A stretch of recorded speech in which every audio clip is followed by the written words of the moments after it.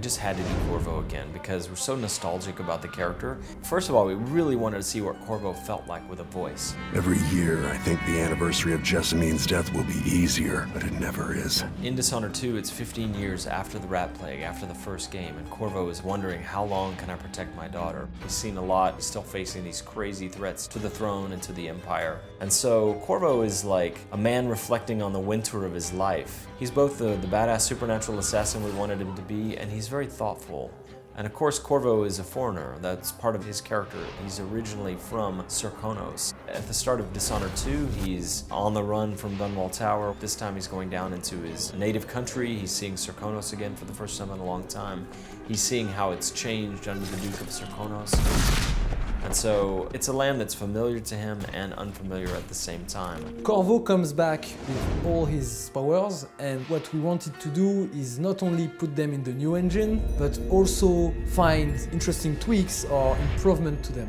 It's interesting to look at Corvo's powers. He was a guy who was marked by the outsider during the rat plague when half the city was dead by plague. And so he has Devouring Swarm. You can now upgrade it so that you have 2 swarms of rats and larger swarms of rats. You can have a swarm that follows you around, Pied Piper style. And those are just some of the upgrades under Devouring Swarm.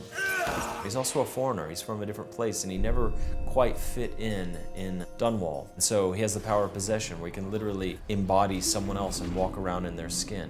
We loved possession. It's this ability that allows you to physically enter a character or an animal at first and exit somewhere else. So you actually use the character or the animal as a vessel to move through the world.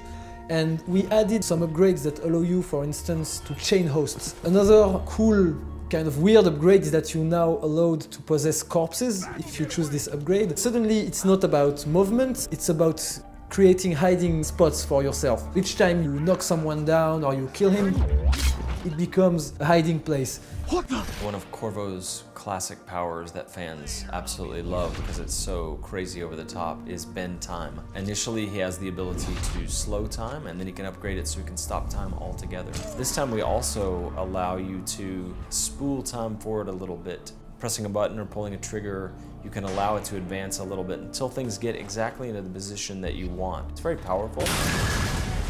One of Corvo's signature powers from the first game is Blink.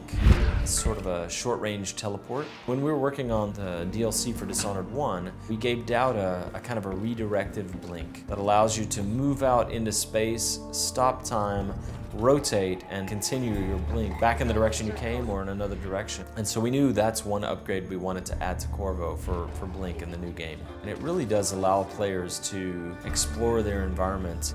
It's not only about expanding the powers, but expanding them in a way that is fun, that allows for that kind of creative play. Plus the new system for the supernatural powers where we give upgrades for all of them and allow the player to go deeper on those and explore those mechanics and how they interact with stealth and combat situations. Players are really going to be torn. The new thing with Emily or the nostalgic thing with Corvo. Right now, if you asked me to choose between the two, I would be hard pressed because I love them both. It's like choosing between your children.